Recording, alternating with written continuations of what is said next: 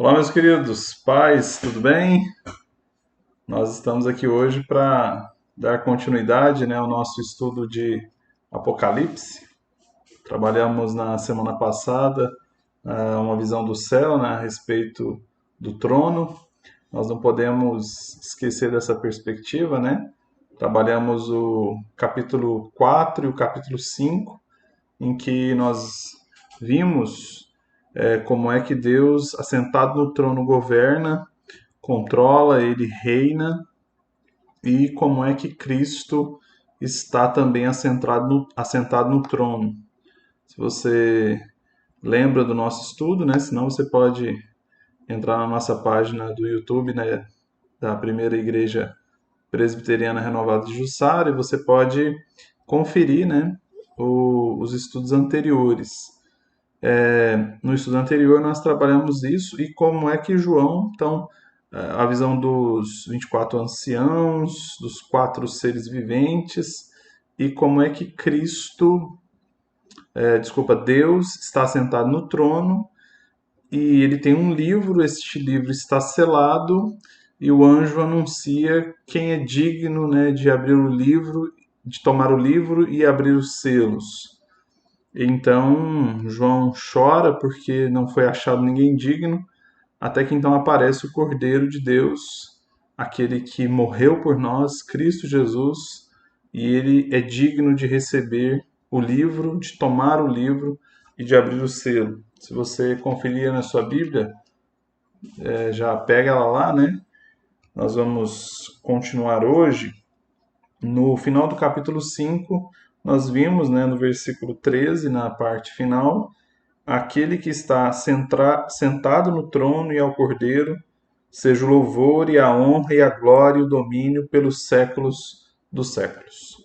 Então, com essa cena que nós vamos dar continuidade hoje, nosso estudo, o 10º estudo já do livro de Apocalipse, e hoje a ideia é, começar hoje os 7 selos. Hoje a proposta é nós trabalharmos apenas do primeiro ao 6º selo. Amém? Nós não vamos fazer a leitura inicial do texto, porque nós vamos lendo e tentando entender o que o texto tem a nos ensinar. Amém? Antes de nós então iniciarmos, nós vamos orar. Curva sua cabeça, ore ao Senhor e peça a Ele sabedoria e graça. Pai, em nome de Jesus, nós nos colocamos diante de Ti nesse momento, pedindo a Tua direção, Senhor. Que seja o Senhor a nos guiar, a nos orientar e a nos capacitar para podermos anunciar a Tua palavra. Nos dá sabedoria, nos dá compreensão. Que seja o Santo Espírito a nos instruir, nos ungir, a fim de que venhamos compreender e praticar a Tua palavra. Em nome de Jesus que oramos. Amém. Então, como eu disse, então hoje é o 10º estudo já do livro de Apocalipse. Então, nessa lição nós estudaremos sobre a abertura dos selos por Jesus Cristo. E os selos, irmãos, eles são um prelúdio, é como se fosse um preâmbulo, Num livro aí tem os prefácios, do juízo de Deus sobre o mundo. Não são o conteúdo do livro que agora está nas mãos, então a gente precisa entender que o selo ele fecha o livro, mas o selo não é o conteúdo do livro. Tá bem? Então, na hora que o último selo for aberto, é que nós teremos o conteúdo do livro, do rolo, desse livro do governo de Deus, da história, daquilo que Deus estabeleceu, é o Cordeiro de Deus que é digno de abrir. Mas é indispensável a abertura desses selos. Quando alguém recebia, no contexto da época, uma carta, essa carta vinha selada, e obviamente antes, é que nem hoje, antes de você ver o conteúdo de uma embalagem, de uma carta, você tem que abri-la, não é? Então tem um lacre, tem alguma fita que protege, então o selo que protegia. O tema central aqui é a soberania de Deus, com o Cordeiro dando início e controlando o processo, e os seres viventes comandando a situação. pequeno errinho aqui, eu peço desculpa aos irmãos.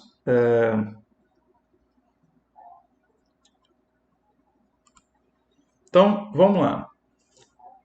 Muitos comentaristas e estudiosos da Bíblia concordam que a abertura do selo está associada ao sermão escatológico de Jesus, que está em Mateus 24, Marcos 13, né? E muitos concordam que a abertura dos selos seria o princípio das dores.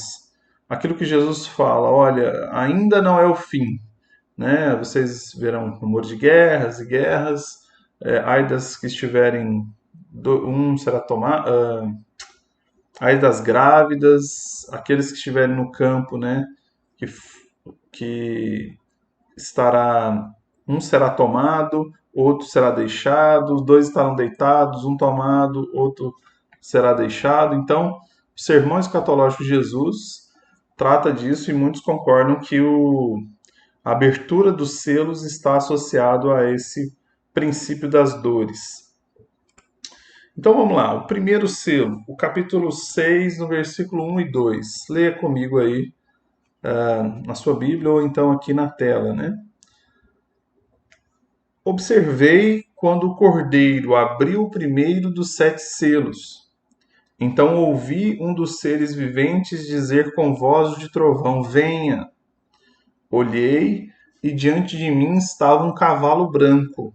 Seu cavaleiro empunhava um arco e foi-lhe dado uma coroa. Ele cavalgava como vencedor, determinado a vencer. Esse texto aqui, irmãos, que é o primeira parte do capítulo 6, né, o primeiro selo, que vai falar sobre esse primeiro cavaleiro assentado num cavalo branco, a gente precisa entender essa ideia, né? Então são cavalos e seus cavaleiros. Uma primeira questão que a gente precisa entender é que João está vendo, e essa ordem venha não é para João, não é o ser vivente chamando João, mas é esse ser vivente chamando o cavalo e o seu cavaleiro. Nós precisamos entender que esse ser vivente está chamando em nome do Cordeiro. Veja a sequência. Cristo, Cordeiro de Deus, que foi digno de tomar o livro, ele também é digno agora e ele procede a abrir os selos. Então, tudo isso, irmãos, está acontecendo debaixo da autoridade e do controle de Jesus Cristo. Então, toda a abertura do selo, todo o livro de Apocalipse, toda a história está sendo estabelecida debaixo, né, sob o controle de Jesus. Isso nós não podemos perder a perspectiva. No contexto da época, os irmãos estavam sob o controle do Império Romano. Esses irmãos estão sendo perseguidos e a ideia é: onde está esse Jesus que dizia ser o Senhor, que dizia ser aquele que iria para o Pai, mas voltaria? Onde está esse Jesus que não vê que nós estamos submetidos a um governo injusto, somos perseguidos? Então, diante disso, a ideia é que o livro de Apocalipse, para os irmãos da época, já foi um grande consolo e um grande esclarecimento, né? Muitas vezes nós falamos isso, né? Ficamos apreensivos com o Apocalipse, né? Pensando que é muito misterioso, é muito difícil, mas Apocalipse é a revelação de Deus, não é o esconder de Deus. Pelo contrário, Deus está mostrando. É claro que tem pontos difíceis, nós vamos ver aqui mesmo, já começa com essa discussão sobre quem é esse cavaleiro do cavalo branco, mas fato é, irmãos, que uma coisa que Apocalipse deixa claro é que Cristo Jesus, o nosso Deus, está no controle. O Senhor está no controle da história, o Senhor está no controle de tudo. Os irmãos da época puderam ter essa confiança e você e eu também podemos colocar a nossa confiança em Jesus. Tenha certeza, tenha a esperança, tenha a confiança de que Ele está no controle de todas as coisas. Então, diante tendo isso em mente, né, vamos prosseguir. A pergunta é: quem é esse cavaleiro do cavalo branco? Aqui há 3 posições diferentes. A primeira delas é que esse cavaleiro do cavalo branco seja Cristo. Os que argumentam a favor dessa ideia dizem: olha, somente Cristo é associado à ideia de ser alvo, de ser branco. Sempre a ideia do branco está associado à noção de pureza, de santidade. E ele cavalga para vencer. Alguns chegam a dizer que o arco na mão dele simboliza a expansão do evangelho, né? O evangelho que é lançado, que é proclamado. Todavia, meus queridos, muitos, ou a grande maioria, né, tem rejeitado essa ideia. Por quê? Por conta do contexto. Os quatro primeiros selos estão associados a quatro cavaleiros. Esses quatro cavaleiros, eles estão trazendo o juízo, eles estão trazendo o juízo de Deus. E outra coisa, Cristo é quem abre o selo. Ele não é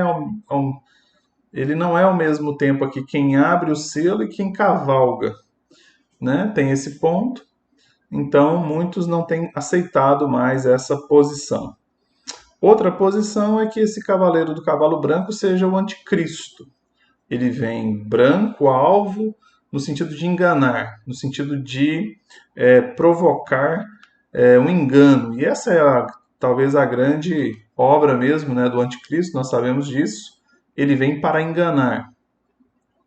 Muitos concordam, há um fundamento interessante nessa posição, até porque depois os cavaleiros que se sucedem, eles são associados à destruição e morte. Então o anticristo é aquele que vai inaugurar esse período aí inicialmente de uma certa paz, mas depois trazendo guerra, tragédias, mortes. E uma terceira posição que talvez seja a mais coerente, né? Não há um consenso, tá? Repito com os irmãos, é que os quatro cavaleiros estão associados à maldade humana. Se você já leu o texto de Romanos, você vai ver que o juízo de Deus, meus queridos, muitas vezes é Deus nos entregar a nossa própria vontade. Se Deus nos entregar a nossa própria vontade, irmãos, não é necessário que o inimigo haja, que nenhum outro agente externo influencie. Nós estamos totalmente caídos, depravados, distantes de Deus. É isso que a palavra do Senhor ensina. Então a ideia aqui de alguns comentaristas, né, ou de uma boa parte também, é de que esse cavaleiro no cavalo branco seria a representação da humanidade, uma representação geral, não algo específico, como no caso de ser Cristo ou o anticristo, mas uma representação, né? A humanidade sendo julgada. Se nós percebemos a sequência, né, os quatro cavaleiros associados, fica bem coerente essa ideia, tá bom? Nós vamos ver isso. O que seria nesse aspecto? Perdão, antes de continuar. A ideia seria que esse cavaleiro branco, ele age de maneira... Porque ele vem vencendo, né? Ele saiu vencendo e para vencer. No contexto da época, existia um povo chamado os Partos, que vivia no extremo do Império Romano, já na região do rio Eufrates, e eles eram exímios guerreiros, cavalgavam muito bem e eram conhecidos por cavalgar e ao mesmo tempo ser excelentes arqueiros. Não sei se você já viu, né, em algum documentário, né, aqueles cavaleiros que conseguem lançar a flecha em alta velocidade no cavalo. E a ideia é que todo o império humano ele se fundamenta na cobiça da conquista. Né? O princípio humano é esse, da cobiça, da conquista, do interesse, do nosso interesse, do meu, do seu interesse. Então essa seria a noção aqui. Daí, o segundo cavaleiro, que já é a abertura do segundo selo, está diretamente... Eles estão ligados. Veja, capítulo 6 agora, versículos 3 e 4. Quando o cordeiro abriu o segundo selo, ouvi o segundo ser vivente dizer: Venha. Então saiu outro cavalo, e este era vermelho. Seu cavaleiro recebeu poder para tirar a paz da terra e fazer que os homens se matassem uns aos outros. E lhe foi dado uma grande espada. O que está associado aqui a esse segundo cavaleiro? Então, primeiro, Deus permite que ele tire a paz da terra. Nós não podemos esquecer que é Deus que está permitindo, irmãos. Ok? É Deus permitindo o juízo sobre a terra. Nós precisamos ter isso em mente, que o justo Senhor, o soberano Senhor, aquele que está sentado no trono, ele reina, ele governa. Chegará um momento, irmãos, em que Deus derramará o seu juízo sobre a terra. Então, a humanidade caída em seu pecado tem a propensão pela cobiça, pela guerra e pela matança. Os homens, ele teve esse poder para que os homens matassem uns aos outros. Olha, o que o próprio Tiago fala, né? Cobiçais e nada tendes. Da onde vêm as guerras, da onde vêm os conflitos, se não da nossa cobiça, do nosso interesse pessoal? Não é isso? Talvez você nunca fez uma guerra com armas, talvez você nunca fez uma guerra com espada ou canhões, mas talvez você faz guerra com palavras, talvez você faz guerra com interesses, com estratégias para derrubar as pessoas. Nós precisamos, irmãos, colocar diante de Deus a nossa vida e clamar a Ele para que Ele nos ajude a nós fugirmos do pecado. Porque a humanidade sem Deus, ela tende cada vez mais a se tornar bestializada. Ela se torna ignorante a ponto de voltar a se tornar como uma fera, uma besta fera, distante de Deus. Nós nos matamos, nós nos destruímos. Deus está mostrando com a abertura dos selos que basta nós não querermos Deus para que a desgraça, para que a tribulação, para que as discórdias, para que as invejas, para que as cobiças, para que as guerras, sejam elas as maiores ou as mais íntimas, venham aflorar. Então, é Deus permitindo e trazendo juízo sobre o pecado, consequência do pecado que ocorre lá no Éden. Marcos fala sobre isso, né, como nós falamos. Quando ouvirdes de guerras e de rumores de guerra, não vos perturbeis, porque assim deve acontecer, mas ainda não será o fim. O terceiro cavaleiro, o cavalo preto. Leia comigo Apocalipse 6, versículos 5 e 6. Diz assim: Quando o cordeiro abriu o terceiro selo, ouvi o terceiro ser vivente: Venha. Olhei e diante de mim estava um cavalo preto. Seu cavaleiro tinha na mão uma balança.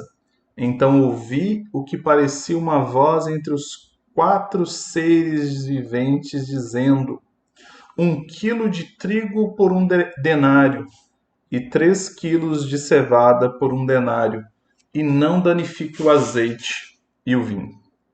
Então, primeiro cavaleiro, o cavalo branco. Segundo cavaleiro, que nós vimos o cavaleiro do cavalo vermelho. E agora o terceiro, né, o primeiro branco, o segundo vermelho, o terceiro agora no cavalo preto. E ele traz uma questão importante aqui, ele traz uma balança na mão. Se a gente lembrar, a ideia da balança lembra o quê? Né? Peso, medida, não é isso? Então a balança inicialmente lembra a ideia da justiça. Se você já leu Provérbios, você vai ver que em várias passagens Deus fala de como Deus abomina a balança injusta. Se você tem comércio, irmãos, seja justo, tá? Seja se você faz negócios, o que você for fazer na sua vida. Nós precisamos agir com justiça, com equidade, com equilíbrio, porque Deus odeia aquele que quer tirar vantagem em cima do outro. Então, o terceiro cavaleiro, ele traz consigo essa balança. Então, a cobiça desenfreada que provoca guerras, veja a sequência. O cavaleiro branco sai para vencer. Então, a ideia da conquista, do desejo humano por ter, do desejo humano de expandir aquilo que lhe apraz, ou a ação do anticristo, como eu falei para os irmãos, as duas perspectivas. Mais dificilmente a ideia de Cristo. Então, para aqueles que defendem Cristo, o cavaleiro branco é Cristo, os outros são distintos, mas como eu disse, essa visão é menos aceita. Essas guerras, esses massacres, a opressão, agora ela expressa as suas consequências. A tristeza e o lamento causado pela fome e pelo sofrimento. Nós sabemos, meus queridos, você já deve ter acompanhado filmes, documentários, notícias, né, em várias regiões em que há guerra, em que há esses conflitos. Agora eu estou falando de conflitos não apenas entre as pessoas, de discussões, mas guerras mesmo, de armas, de espadas, de canhões, de armas químicas, de armas biológicas que nós temos visto, infelizmente. Como isso provoca massacres e traz sofrimento e traz fome, né? A balança, que é símbolo de justiça, aqui mostra o sofrimento com a escassez. Talvez o grande símbolo desse cavaleiro, quando Cristo abre o selo, é deixar claro essa ideia da fome e da escassez sobre a terra, consequência do pecado que cada vez mais se alastra. Preços exorbitantes, 1 denário por 1 quilo de trigo, ou seja, um dia inteiro de trabalho para conseguir comprar um pouco de comida. Em tempos normais, 1 denário poderia comprar mais de 10 vezes. Eu não sei se os irmãos têm noção, né, de quanto que é uma diária de um trabalhador hoje. Quanto que um trabalhador cobra por seu serviço, né? Se a gente pensar aí em alguns profissionais, né, talvez R$ 100, R$ 150, pensa você pagar R$ 100 para 1 quilo de farinha, né? Porque aqui a gente está falando do trigo, que era o alimento principal. Quanto que é 1 quilo de farinha de trigo, né? Menos de R$ 4.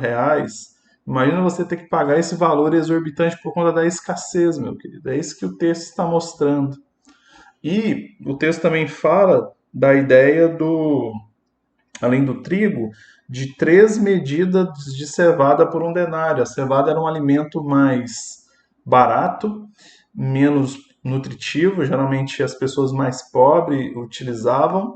Então, o que está dizendo é o seguinte: esse juízo, essa consequência do pecado, o derramar da justiça de Deus, provoca a cobiça humana, as mazelas, os nossos conflitos, provocam escassez que as pessoas custam sobreviver.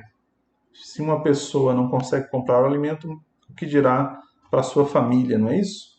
Então a fome é o resultado das guerras. Isso nós temos visto. Isso não é nada estranho, infelizmente.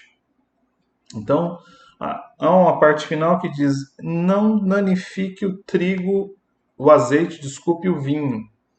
Há várias discussões, há quem diga que é um aspecto social, de que mesmo na escassez os ricos continuarão tendo fartura, mas o juízo de Deus é derramado sobre todos. Nós vamos ver no final no sexto selo que não há distinção, pelo contrário, Deus diz que julgará ainda de maneira muito mais severa os poderosos, justamente por sua injustiça ainda mais intensa. Alguns defendem então que mesmo no juízo Deus opera misericórdia, permitindo que exista algo ainda para se alimentar. E o que nós não podemos esquecer, que é um debate também dentro do livro de Apocalipse, é que hora nenhuma Deus fala sobre aqueles que são seus serem privados desses problemas ocorridos. O que nós precisamos entender é que o juízo de Deus é derramado sobre a terra, e mesmo aqueles que são de Deus sofrem as consequências por conta da, alguns chamam da solidariedade do pecado. Só que para aqueles que são filhos de Deus há esperança diante do sofrimento, da tribulação. Para os filhos de Deus, isso é uma forma de aperfeiçoamento. Nós vimos quando estudamos Tiago, Pedro, Judas. Mas para aqueles que não são de Deus, é o juízo e não há esperança, irmãos. É isso que nós precisamos entender. Quão terrível é isso. O quarto selo, que está associado ao quarto cavaleiro, diz assim, Apocalipse agora, capítulo 6, hoje nós vamos trabalhar só o capítulo 6, amém? Na próxima quinta, querendo Deus, nós vamos continuar trabalhando no capítulo 7, o início do 8, que é a abertura do sétimo selo, que na verdade ocorre no capítulo 8. Capítulo 6 são 6 selos, ficou interessante, né? Mas no capítulo 7 não está o sétimo selo, mas no capítulo 8, se você ler aí depois. Então vamos ler aqui o capítulo 6, versículo 7 e 8. Quando o cordeiro abriu o quarto selo, ouviu a voz do quarto ser vivente dizer: venha. Então, repito, Cristo, olha a sequência, eu vou repetir para vocês. Cristo abre o selo, ele está no trono, ele está reinando. E quando ele abre o selo, um dos seres viventes ordena para que esse cavaleiro haja sobre a terra. É o juízo de Deus sendo derramado. Então, seguindo, olhei e diante de mim estava um cavalo amarelo. Seu cavaleiro chamava-se Morte, e o Hades o seguia de perto. Foi-lhe dado poder sobre um quarto da terra para matar pela espada, pela fome, por pragas e por meio dos animais selvagens da terra.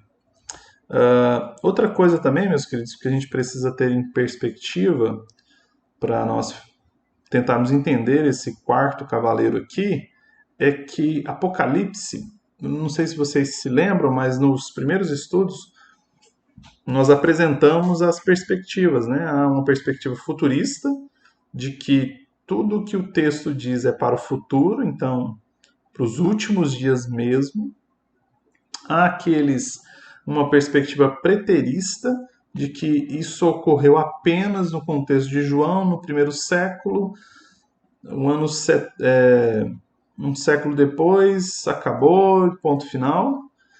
E há uma perspectiva, talvez, que tente equilibrar essas ideias, né, no princípio de que, sim, muitas coisas ocorrem, mas também há uma perspectiva futura, uma perspectiva geral, ou em todos os tempos, né? Então, talvez seja mais coerente essa ideia de que é claro que haverá um momento final, nós vamos ver no sexto selo, haverá um momento em que Cristo colocará um ponto final, os últimos dias mesmo, aqueles mais terríveis, mas nós não podemos perder a perspectiva de que isso está ocorrendo ao longo da história. Fomes, guerras, perseguições, a cobiça humana, né, desde o momento em que Adão e Eva pecam, quando Caim mata seu irmão, entende? Então isso está ocorrendo e nós precisamos ter isso em perspectiva. Seguindo aqui. Então, o sentido, meus queridos, deixa eu só voltar aqui para o slide. Então, o sentido original da cor é esverdeado, né? A tradução aí fala amarelo, mas olha que terrível, a ideia é a cor de uma pessoa muito doente ou morta. É uma cor de uma pessoa que está para morrer ou morta. Ela é pálida, ela é esverdeada. Esse cavaleiro tem um nome, os outros não têm, né? Não sei se você reparou, né? O primeiro ele tem um arco, o segundo tem uma espada, o terceiro tem uma balança e o quarto agora ele tem nome. E o seu nome é Morte, e junto com ela está o Hades, ou Inferno ou Sepultura. A ideia aqui do original é o local dos mortos, tá? Não é essa noção do inferno como nós muitas vezes pensamos, né? Nós vamos discutir isso para frente. Que local é esse? Mas haverá um local sim de condenação, né? A ideia do lago de fogo. Mas aqui está posto a ideia de que, olha, seguindo a morte, a sepultura. Os que morrem vão para a sepultura. Então, a consequência última da cobiça humana, das guerras que são provocadas, da escassez e da fome, é, obviamente, a morte. Então, tanto a morte quanto o inferno são isso nós não podemos esquecer, né? Tanto a morte quanto o inferno são personificações malignas, são forças cósmicas malignas. É o mal agindo sob a permissão de Deus. Nós não podemos esquecer isso, tá? É Deus quem provoca o mal, Deus permite ele, Deus está no controle e o mal só age, a ação maligna ou o resultado do nosso pecado é fruto do nosso, é fruto da permissão de Deus. Deus permite isso. Não há nada fora do controle dele, meus queridos. Nós precisamos entender isso. É por isso que a visão do trono, como nós vimos na lição passada, é imprescindível. Nós não podemos esquecer a perspectiva de que Deus está no trono governando, controlando todas as coisas. Esse quarto cavaleiro, né, que ele aparece na abertura do quarto selo, então foi-lhe dado o poder. Como eu estava dizendo para os irmãos, Deus permitiu às forças malignas da morte e do inferno poder para infligir sofrimento terrível à humanidade. Há alguns que entendem que esses, como eu já disse, esses cavaleiros agirão nos últimos dias, e há outros que estão percebendo essa ideia dessa ação contínua na história. Um juízo decorrente das consequências do pecado inicial, da cobiça, da guerra, da escassez, a morte. E aqui, irmãos, a morte não só no aspecto físico, mas a morte como a separação de Deus. Romanos 6:23 diz isso, porque o salário do pecado é a morte. Nós precisamos ter isso em mente. A humanidade distante de Deus, a consequência dela é a morte. Não só a morte física, mas a morte espiritual, a separação eterna de Deus. O justo juiz um dia virá e ele irá apartar aqueles que são seus e aqueles que não são. Você já tem Cristo como Senhor? Você já reconheceu Cristo como Senhor da sua vida? Ou você tem andado cada dia distante do Senhor? Tem se colocado longe dele? A Bíblia diz que o salário do pecado é a morte. O salário daqueles que continuam distante de Deus, que se distanciam do Senhor, que negam o Senhor, é a morte. E não só física, mas o pior de tudo é a morte espiritual, a condenação eterna. Estar para sempre, não só longe de Deus, mas sofrendo as consequências do justo juízo do Senhor. Esse cavaleiro, ele simboliza, ele mostra isso, né? É um símbolo, mas é muito evidente a sua ação. E seguindo, né, 1/4 da terra para matar pela espada, pela fome, por pragas e por meio dos animais selvagens da terra. Então a espada resume os 2 primeiros selos, né? A fome é o tema do terceiro, e pragas e animais selvagens resume o 4º selo. Nós não podemos. Então, essa é a ideia. Alguns associam aqui esse texto de Apocalipse a Ezequiel 14:21. Veja o que está escrito. Pois assim diz o soberano Senhor, quanto pior será quando eu enviar. Lembre que é Cristo, é Deus dizendo que ele enviará. É o juízo de Deus, irmão. Depois você leia Romanos capítulo 1. E se você perceber o paralelo, né, quando João vê, quando Cristo abre o selo, são seres viventes dizendo, vem. A ordem não é para... Muitos achavam acham que é João, né, que deve ir lá ver o que está acontecendo. Não. João está vendo os seres viventes dando ordens. Então, se associa que é Deus dizendo que ele enviará contra Jerusalém os meus 4 terríveis juízos: a espada, a fome, os animais selvagens e a peste, para com eles exterminar os seus homens e os seus animais. Muitas vezes nós nos apegamos muito à ideia do amor de Deus, mas pensar esse Deus amoroso sem pensar nesse Deus justo é não pensar no Deus da Bíblia.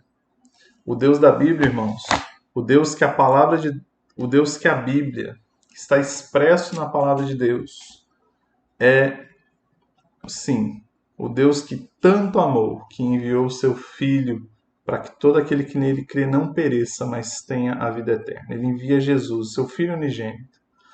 Mas o Deus da Bíblia também é aquele que julgará com justiça.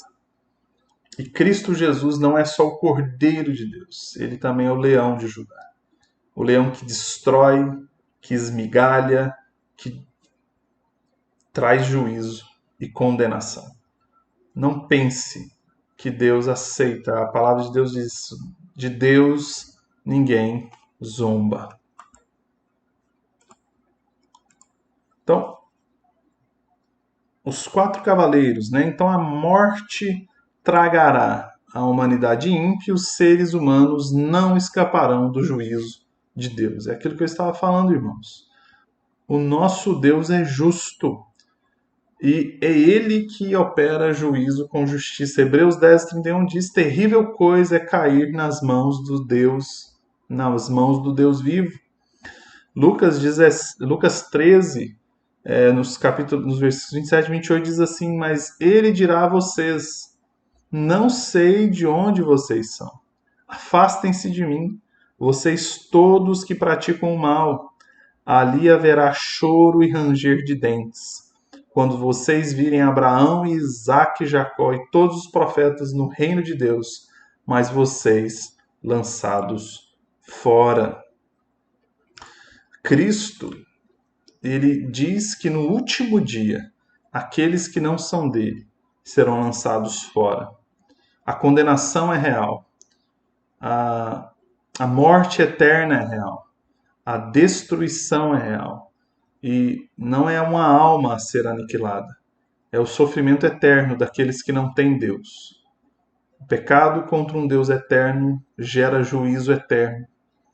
Por isso nós devemos nos prostrar diante do Senhor e com muita reverência clamarmos por misericórdia enquanto há tempo, clamarmos por perdão enquanto há tempo, clamarmos pela graça de Deus enquanto há tempo, porque haverá um dia em que aqueles que não são de Deus, aqueles que rejeitaram o Evangelho, aqueles que rejeitaram a Cristo, Deus os lançará fora. E entre o 4º e o 5º selo, irmãos, mostra essa transição. Veja os versículos de 9 a 11 agora comigo. Diz assim: quando ele abriu o 5º selo, vi debaixo do altar as almas daqueles que haviam sido mortos por causa da palavra de Deus e do testemunho que deram. Eles clamavam em alta voz: até quando, ó soberano, santo e verdadeiro, esperarás para julgar os habitantes da terra e vingar o nosso sangue? Então cada um deles recebeu uma veste branca e foi-lhes dito que esperassem um pouco mais, até que se completasse o número dos seus conservos e irmãos, que deveriam ser mortos como eles. A ideia aqui é que há uma transição do juízo experimentado pelos habitantes da terra.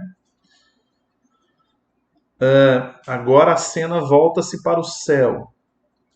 E esses mártires, esses santos que morreram, né, pelo testemunho do Evangelho, eles estão diante do altar de Deus, que é símbolo de sacrifício de uma vida dedicada a Deus. Aqueles que são de Deus podem sofrer aqui.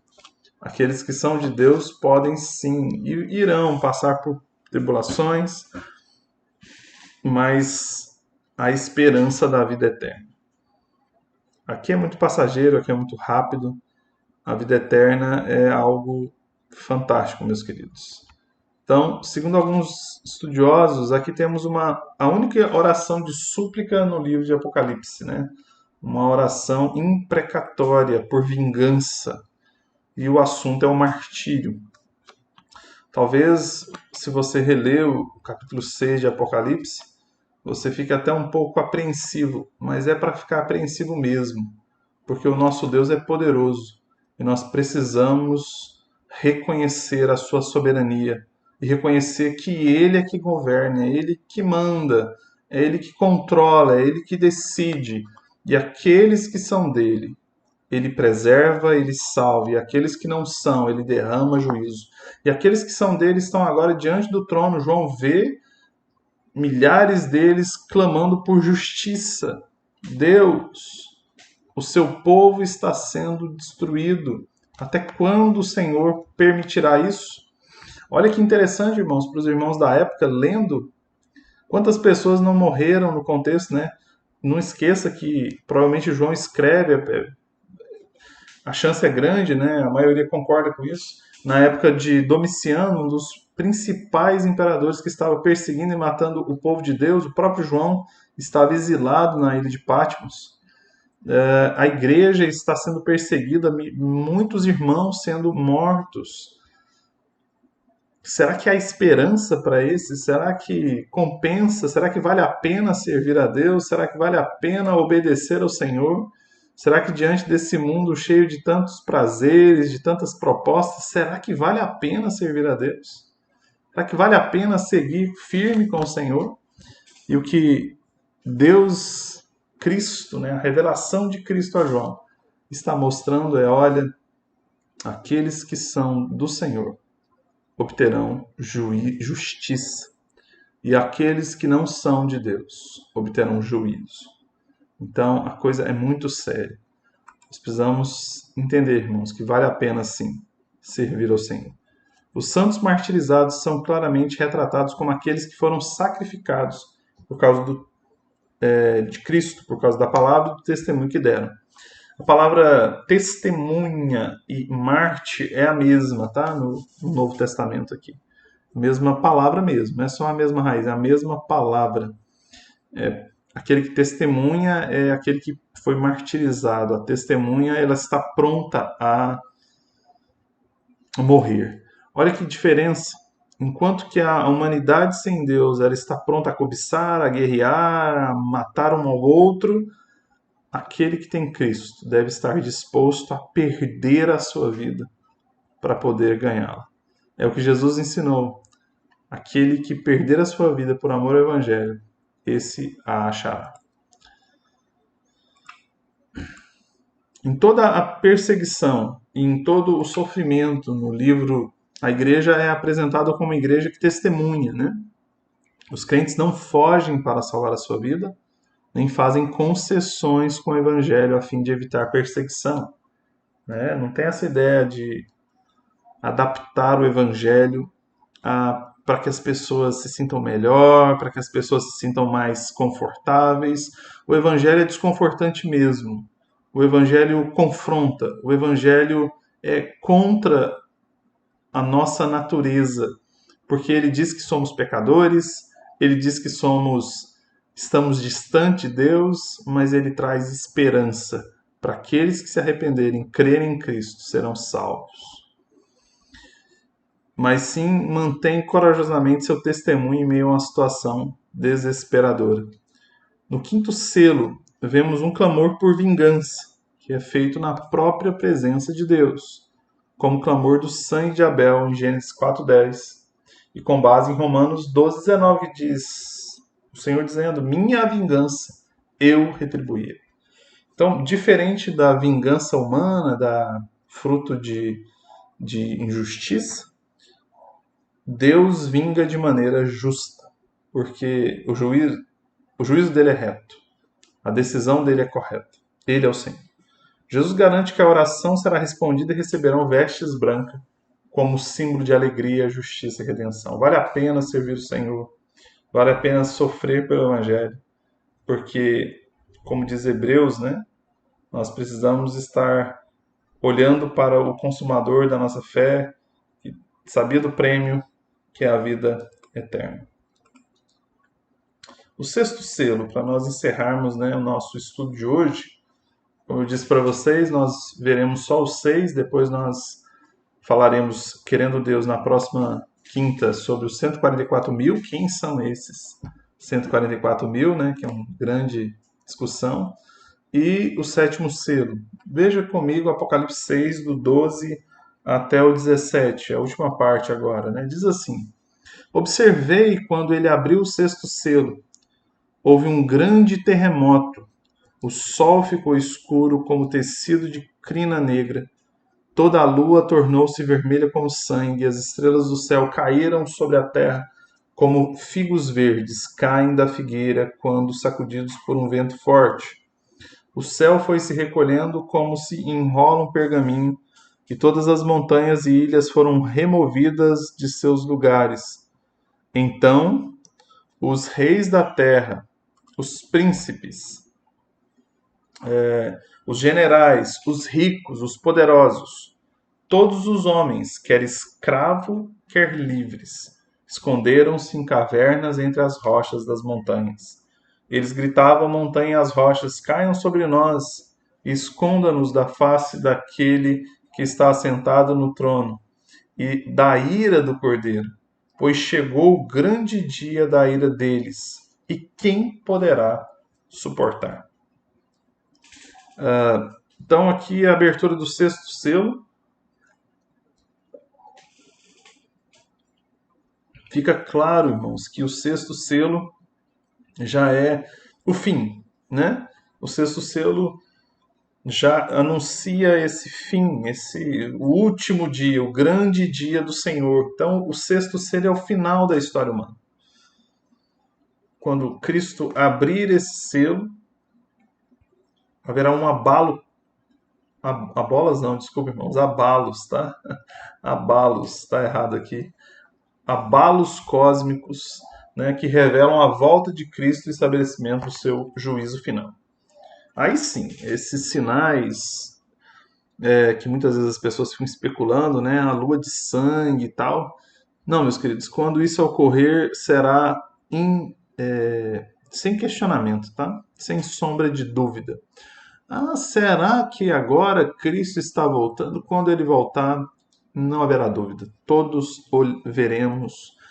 Como ele disse mesmo lá em Mateus, assim como o relâmpago que sai do Oriente e se mostra no Ocidente, assim há de ser a vinda do Filho do Homem.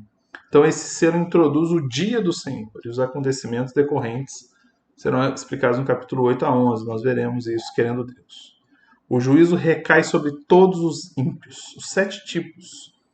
Olha para você ver que interessante. Aqui mostra 7, né? Então, os reis da terra, os príncipes, os generais, os ricos, os poderosos, escravos, quer homens, né? Escravos ou livres. Ninguém fica fora do juízo de Deus. E aqui é interessante porque muitas vezes, né, a pessoa associa a ideia da pobreza ou da simplicidade a alguém que alcançará a misericórdia. E não, tá? Não importa se é rico, se é pobre, se é poderoso, não importa a sua classe social, não importa que posição você ocupa, todos aqueles que não têm Deus serão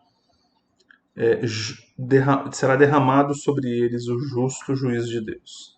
Mas ao mesmo tempo, a salvação é para todos. Aqui é algo importante, né? O Evangelho ele encerra, ele destrói as barreiras étnicas, sociais, políticas. Todos os seres humanos estão debaixo do mesmo princípio. Somos todos pecadores. E aqueles que reconhecem a Cristo como Senhor são salvos, e aqueles que não serão condenados. Então, é o fim, né? Para nós encerrarmos, qual o sentido desses selos, irmãos? Então, eles simbolizam a presença do mal, do pecado, do sofrimento no mundo durante todas as épocas, atingindo todas as pessoas, cristãs ou não. Então, mesmo o cristão sofre, o cristão fica doente, o cristão morre, sim, mas isso é o juízo de Deus para os cristãos. Isso faz parte do sofrimento que está posto, tanto quanto consequência do pecado, quanto da própria condição humana caída. Qual a diferença? A diferença está, irmãos, diante da morte, diante da vinda de Cristo, diante do juízo de Deus. Aqueles que são de Deus terão vida eterna, gozo eterno, alegria eterna. E aqueles que não são sofrerão eternamente dor, tristeza, não há o que dizer de tão terrível que é. Então eles mostram que os cristãos estão sujeitos a sofrimento dentro do mundo como qualquer ser humano e que tais tribulações não evidenciam a chegada do juízo de Deus ao mundo. Elas não são o conteúdo do livro, são apenas um dado preliminar. Então, nesse contexto, torna-se muito importante as visões dos capítulos 4 e 5. Se os cristãos devem passar por sofrimentos, é necessário que saibam que, apesar dessas lutas, Jesus está dirigindo os destinos do mundo e dará forças a eles para vencer. É provável, irmãos, eu imagino que quando os irmãos leram esse texto, né, nas igrejas lá, isso trouxe um grande impacto, né? Imagino, tenho certeza disso. O Evangelho, ele traz sobre nós mudança, transformação. E é isso que eu queria, você que tem Cristo como Senhor, releia esse texto. Veja isso como esperança, irmãos, como a garantia de que aqueles que são de Deus alcançarão a vida eterna. Permaneça firme com o Senhor, mesmo com adversidades, com problemas, com sofrimentos, talvez com escassez, talvez com doença, talvez com morte. Nós precisamos continuar firmes com o Senhor. Não se desespere pelo contexto, seja de uma pandemia, seja de pragas, seja de más notícias. Continue firme no Senhor. Que a sua esperança esteja nele, que a sua confiança esteja nele, nesse Deus que está sentado no trono, que governa todas as coisas. Que Deus abençoe a sua vida, meu querido. Deus traga graça sobre você. Para os irmãos aqui da igreja local, né, nós estamos de novo sobre um novo decreto, então infelizmente nós não poderemos nos reunir no domingo. Nós estamos enviando aí as notícias pelo grupo do WhatsApp e teremos a transmissão do culto no domingo às 7h30, se Deus assim permitir. Então acompanhe, né? Depois que você ouvir esse estudo, envie o link aí para sua família, para seus amigos. Vamos anunciar a palavra do Senhor. Amém? E que Deus te abençoe, que Deus traga graça sobre a sua vida. Vamos orar e agradecer a Deus por esse momento. Feche seus olhos. Pai, em nome de Jesus, nós te damos graça por estarmos aqui, Deus, juntos. Que seja a tua presença a nos envolver, a nos guardar e nos dar graça. Senhor, nós clamamos por esse momento específico em que enfrentamos essa pandemia, isso que nos tira a calma, que tem mudado tantas coisas. Senhor, os irmãos também ali na época estavam sofrendo. É provável, Deus, que muito mais do que nós agora. Mas isso nos angustia, nos desespera muitas vezes. Por isso nós clamamos, traz paz aos corações. Deus nos dá força, nos dá esperança e fortalece a nossa fé nesse momento difícil. Seja o Senhor a trazer graça e capacitação a nós, a tua igreja, Deus, espalhada pelo mundo. Em nome de Jesus é que oramos e agradecemos. Amém. Amém, meu querido? Deus te abençoe. Deus traga graça sobre você e sobre a sua família. No nome santo e poderoso de Jesus. Até mais.